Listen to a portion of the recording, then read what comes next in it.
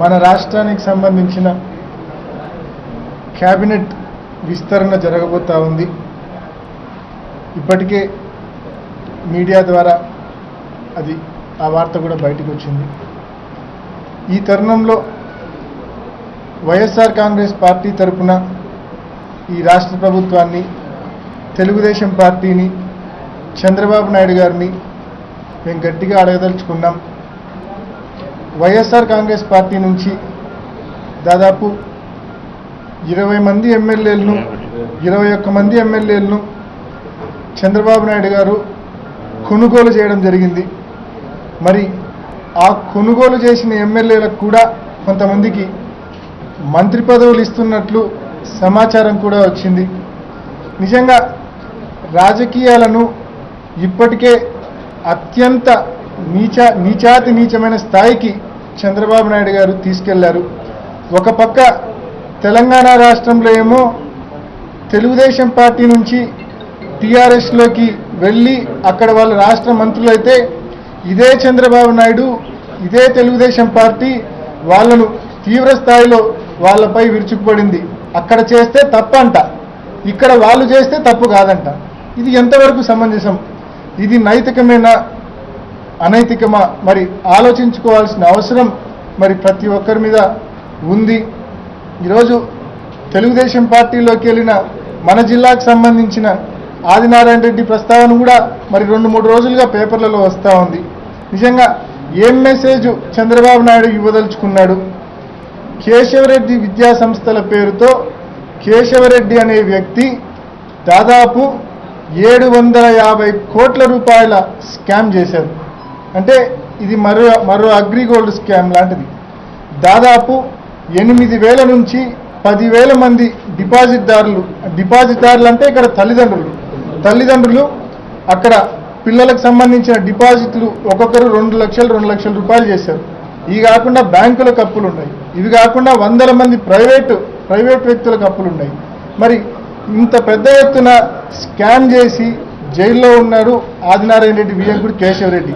కేవలం కేశవరెడ్డిని ఈ స్కామ్ నుంచి బయటికి తీసుకొని రావడం కోసమే పార్టీ మారాడనే విషయం ప్రతి పిల్లాడికి సైతం తెలుసు. ఈ స్కామ్ నుంచి కేశవరెడ్డిని ప్రొటెక్ట్ చేయాలని చెప్పి ఆదినారాయణ రెడ్డి పార్టీ మారిన విషయం ప్రతి ఒక్కరికి తెలుసు. ఈరోజు అంత పెద్ద స్కాములు చేసి వేలాది మంది తల్లిదండ్రులను, వేలాది మంది డిపాజిట్దారులను బాధ పెట్టినటువంటి వ్యక్తిని మరి ఈరోజు మంత్రివర్గంలోకి తీసుకోవడం ఎంతవరకు సమంజసమో మరి ఆలోచించాల్సిన అవసరం ఉంది. నిజంగా ఈ రోజుకి కూడా ఆయనకు బెయిల్ కూడా అప్లై చేయడంలే. కారణం ఏంటంటే ఇదొక స్ట్రాటజీ. బెయిల్ అప్లై చేసి బయటకు వస్తే మళ్ళా సమస్యలు. అదే జైల్లోనే ఉన్నాడనుకో ఏ ఒక్కరూ ప్రశ్నించకుండా అవసరమైతే కోర్టుకు పోతారు. కోర్టుకు పోతే సంవత్సరాలు జరుగుతుంది. తద్వారా ఈయన వియ్యంకుడు సేఫ్. ఏ రకంగా అయినా ప్రభుత్వం ఉంది, అన్ని రకాలుగా ఆయన ప్రభుత్వం ప్రొటెక్షన్ ఇవ్వడానికి అన్న ఒక దురుద్దేశంతోనే నిజంగా ఒక పద్ధతి ప్రకారం ఆయన డిపాజిట్దారులను, తల్లిదండ్రులను, వడ్డీకి డబ్బులు ఇచ్చిన ప్రైవేట్ వ్యక్తులను అందరినీ కూడా ముంచే కార్యక్రమం చేస్తూ ఉన్నారు. ఇది గమనించాలా? ఇటువంటి వ్యక్తులను ఎట్టి పరిస్థితుల్లో వైఎస్ఆర్ కాంగ్రెస్ పార్టీ నుంచి డిఫెక్ట్ అయి తెలుగుదేశంలోకి పోయిన ఎమ్మెల్యేలకు మంత్రి పదవులు ఇవ్వడం అనైతికం. ఇటువంటి చర్యలు నిజంగా ఆ రాష్ట్రంలో చేస్తే ఇదే తెలుగుదేశం పార్టీ తప్పుపట్టింది. మరి ఈ రాష్ట్రంలో ఇక్కడ తెలుగుదేశం పార్టీ అదే తప్పు చేయడం సమంజసం కాదు. ఎట్టి పరిస్థితుల్లో ఆ తప్పు చేయకూడదని చెప్పి తెలుగుదేశం ప్రభుత్వాన్ని మేము గట్టిగా డిమాండ్ చేస్తున్నాం. జరిగాయి. నిన్ననే ఆఖరైంది. మరి స్కాముల మీద స్కాములు వచ్చేటువంటి తెలుగుదేశం ప్రభుత్వంలో మరి పరిపాలన ఏ రకంగా సాగుతుందానికి నిదర్శనాలు లేవు. మరి ఇదే చంద్రబాబు నాయుడు ఒక పార్టీ మీద గెలిచి వేరే పార్టీ మీద పోయినటువంటి వారిని వ్యభిచారులుగా కామెంట్ చేశాడు. మరి అదే రకంగా ఏ పార్టీ అయితే వాళ్ళను వేరే పార్టీ వాళ్ళని తీసుకున్నదో ఆ పార్టీని వ్యభిచార గృహాలుగా వర్ణించాడు ఇదే చంద్రబాబు నాయుడు. మరి ఈరోజు ఈ యొక్క వైఎస్ఆర్ కాంగ్రెస్ పార్టీ నుంచి గెలిచినటువంటి శాసనసభ్యులను ఈరోజు తెలుగుదేశం పార్టీ ప్రభుత్వం మంత్రివర్గంలోకి తీసుకుంటే మరి తెలుగుదేశం పార్టీ ఏ స్థాయికి ఏ కోనకు చెందిందో ఒక్క తప్ప ప్రజలు ఆలోచించుకోవాలి. అది నేను చెప్పేది కాదు, స్వయానా చంద్రబాబు నాయుడు చెప్పినటువంటి స్టేట్మెంటే నేను ఉదాహరిస్తున్నాను. మరి ఈనాడు మొత్తం స్కాములే. నేను ఇంతకుముందు ఇక్కడ ఇదే కడపలో ప్రెస్ మీట్లో చెప్పాను. నారాయణ కాలేజ్, మరి నారాయణ బినామీ ఆఫ్ చంద్రబాబు నాయుడు. స్వయాన నారాయణ విద్యాశాఖ మంత్రి గంటా వియ్యంకుడు. మరి ఇదే అసెంబ్లీలో మా నాయకుడు వైఎస్ జగన్మోహన్ రెడ్డి గారు ఎవిడెన్సెస్ దేకిలు చూపించాడు. ఇదో ఫలానా నారాయణ కాలేజీకి సంబంధించినటువంటి ఇన్స్టిట్యూషన్లో నారాయణ కాలేజీకి సంబంధించినటువంటి ఎంప్లాయీ అతని ద్వారా మరి ఈ క్వశ్చన్ పేపర్ లీకౌట్ అయింది, వాట్సాప్లో వచ్చింది అని చెప్తే మరి దాన్ని మీరు ప్రూవ్ చేస్తారా, ఛాలెంజ్ చేస్తారా, లేకపోతే రాజీనామా ఇస్తారా అనేటువంటి పద్ధతిలో వాళ్ళు విమర్శలు చేస్తూ అంటే నిజంగా రాష్ట్రంలో అసలు పరిపాలన ఉందా? అవునండి, క్లియర్ కట్గా అన్ని పేపర్లో వచ్చింది. ఈరోజు కొన్ని లక్షలాది మంది విద్యార్థుల భవిష్యత్తుకు సంబంధించినటువంటి పరీక్షలు 10th క్లాస్ ఏం చేశారు? ఇదే తెలుగుదేశం ప్రభుత్వంలోనే ఇంతకు ఇట్టే పేపర్ లీకౌట్ అయితే ముద్దు కృష్ణమనాయుడు ఎడ్యుకేషన్ మినిస్టర్గా ఉన్నప్పుడు వెంటనే రాజీనామా ఇచ్చి బయటపడ్డాడు. అది నైతిక విలువలు ఉన్నటువంటి పార్టీకి.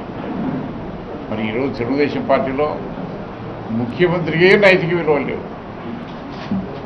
ఇంకా వారి శాసనసభ్యులకు కానివ్వండి, వారి మంత్రివర్గ సహచరులకు కానీ ఏ రకంగా ఉంటాయో మనం ఆలోచించుకోవాల్సిన అవసరం లేదు.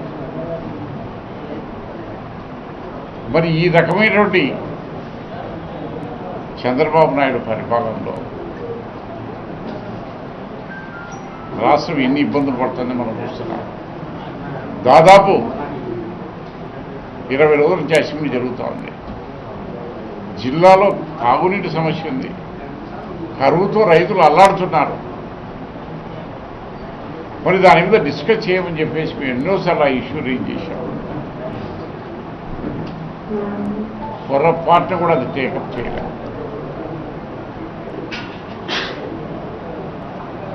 మరి ప్రజా సమస్యల గురించి చర్చించిన పాపాన పోలే. కేవలం ఒక 4-5 మందిని అసెంబ్లీలో పెట్టుకున్నాడు. వాళ్ళ పని ఏమిటంటే జగన్మోహన్ రెడ్డి గారిని విమర్శించడము, తిట్టే కార్యక్రమం తప్పక అసెంబ్లీలో చేసింది. మీరు చూడండి క్లిప్పింగ్స్ కూడా ఎదుగడతాడు తెగ చూస్తున్నారు ప్రజలతో. జగన్మోహన్ రెడ్డి ఎంతసేపు ఉన్నా కానీ ఆ యొక్క సమస్య మీద ప్రస్తావిస్తూ వస్తే మరి దానికి గౌరవ స్పీకర్ గారు మరి ఎంత దుర్మార్గంగా మరి ఆయన మైక్ కట్ చేయడం అనేది చూస్తూ ఉన్నారు ప్రతి ఒక్కరు కూడా. నిజంగా ఏ ప్రభుత్వం అయినా కానీ ప్రతిపక్షానికి అవకాశం ఇవ్వాలా ప్రజా సమస్యలు పరిష్కరించడానికి. ప్రభుత్వం ఏదైనా తప్పు చేస్తే విమర్శించే హక్కు ప్రతిపక్షానికి ఉంది. మరి కనీసం ప్రతిపక్షం విమర్శించేదానికి అవకాశం ఇవ్వకుండా మరి మైక్ కట్ చేసి ఈ రకంగా మరి పరిపాలన సాగిస్తున్నారు. ఈ రకంగా అసెంబ్లీ సమావేశాలు ఏర్పాటు చేశారంటే మరి ఎందుకు జరిగింది? ఈ సమావేశాలు ఎందుకు అవసరం పెట్టారు? మరి ప్రజల సమస్యలు పరిష్కరించారా? ఎన్నో ఇబ్బందులు ఉన్నాయి రాష్ట్రంలో. ఈరోజు కేవలం గొప్ప చెప్పుకునే దానికి తప్పక ప్రజా సమస్యల గురించి పట్టించుకునే పాపన పడేది ప్రభుత్వం అని చెప్పి చెప్పండి. ఏది ఏమైనా కానీ చంద్రబాబు నాయుడు ఖచ్చితంగా ఈరోజు రేపు జరగబోయేటువంటి మంత్రివర్గ విస్తరణలలో వైఎస్ఆర్ కాంగ్రెస్ పార్టీకి తరపున గెలిచినటువంటి శాసనసభ్యులు ఎవరైనా తీసుకుంటే మరి చంద్రబాబు నాయుడు చేసినటువంటి ప్రసంగం అది నిజమా కాదా అని చెప్పేసి నేను ఒక్కటే సూటి ప్రశ్న చేస్తున్నాను. అది మీరు కూడా మీడియా కూడా ఆయన అడగాల. మీరు ఇచ్చిన ఆ రోజు మాట ఏమిటి, మీరు ఏ రకంగా అటువంటి పార్టీని మాన్య వాళ్ళని ఏ రకంగా వర్ణించారు, మరి అదే మరి మీకు కూడా ఈరోజు వర్తిస్తుంది కదా అని చెప్పేసి నిలయాలని చెప్పేసి నేను మనం చేస్తాను. క్యాబినెట్ మంత్రి పదవి కూడా లేదా, పార్టీ ఫిరాయింపులు వచ్చేసి తర్వాత అక్కడ కూడా జరిగింది. ఏం జరిగింది, కొంతమంది మన టీఆర్ఎస్ నుంచి కాంగ్రెస్లోకి వచ్చారు, అంతేగాని వారిని మంత్రి పదవి ఇవ్వలే, వారికేం కిరీటం పెట్టలే. తర్వాత అల్టిమేట్గా తర్వాత వాళ్ళందరినీ కూడా సస్పెండ్ చేయడం జరిగింది. డ్యూ కోర్స్ ఆఫ్ టైంలో వాళ్ళని సస్పెండ్ చేశారు. అంతెందుకు 2004లో దానం నాగింది టీడీపీ తరఫున గెలుస్తాయని పార్టీలోకి రావాలంటే రాజీనామా చేసి రా అని చెప్పినాడు. రాజీనామా చేసి మళ్ళీ కంటెస్ట్ చేసి ఓడిపోయినాడు, అది వేరే స్టోరీ. బట్ రాజీనామా చేయించినాడు. ఎమ్మెల్యేగా ఎన్నికైన నెలల్లోనే, ఎమ్మెల్యేగా ఎన్నికైన 3-4 నెలల్లోనే రాజీనామా చేయించినాడు రాజశేఖర్. చేయించే పార్టీలో ఇంకా జగన్మోహన్ రెడ్డి గారు పార్టీ పెట్టినాక అప్పుడు కాంగ్రెస్లో తెలుగుదేశంలో ఉండే ఎమ్మెల్యేలు వైఎస్ఆర్సీపీలోకి వచ్చినాక ప్రతి ఒక్కరితో రాజీనామా చేయించినారు. అది కూడా ఊరికే రాజీనామా చేయాల. అసెంబ్లీలో అవిశ్వాస తీర్మానం పెట్టినారు, ప్రజా సమస్యల మీద అవిశ్వాస తీర్మానం పెట్టినారు. ఆ అవిశ్వాస తీర్మానంలో వీళ్ళందరూ కూడా ప్రజల తరపున ఓటేశారు. ఓటేసినందుకు వాళ్ళ పదవులు పోయినాయి. వీళ్ళందరితో రాజీనామాలు చేయించినారు జగన్మోహన్ రెడ్డి. రాజీనామాను ఆమోదించమని స్పీకర్ చెంప దగ్గర మేము బైఠాయించాం. మా రాజీనామాను యాక్సెప్ట్ చేయండి, మేము దీని నుంచి వెళ్ళిపోతున్నామని చెప్పి బైఠాయించి 21 మంది శాసనసభ్యులు ఎవరైతే మా పార్టీ నుంచి తెలుగుదేశంలో చేరారో మరియు అక్కడ ఎలక్షన్ వాళ్ళతో రాజీనామా ఇప్పించి ఎలక్షన్స్కు రండి, రేపు రాబోయే 2009 ఎన్నికలకు ఇదే రెఫరెండంగా మేము ఛాలెంజ్ చేసి తీసుకుంటున్నాము. మరి వాళ్ళకి దమ్ముంది అని చెప్పేసి నేను అడుగుతున్నాను. 19కే 2019కి ఎలక్షన్లకు ఇది రెఫరెండంగా తీసుకునేదానికి మేము సిద్ధంగా ఉన్నాం. మరి మీకు ధైర్యం ఉంది అని చెప్పేసి నేను అడుగుతున్నాను.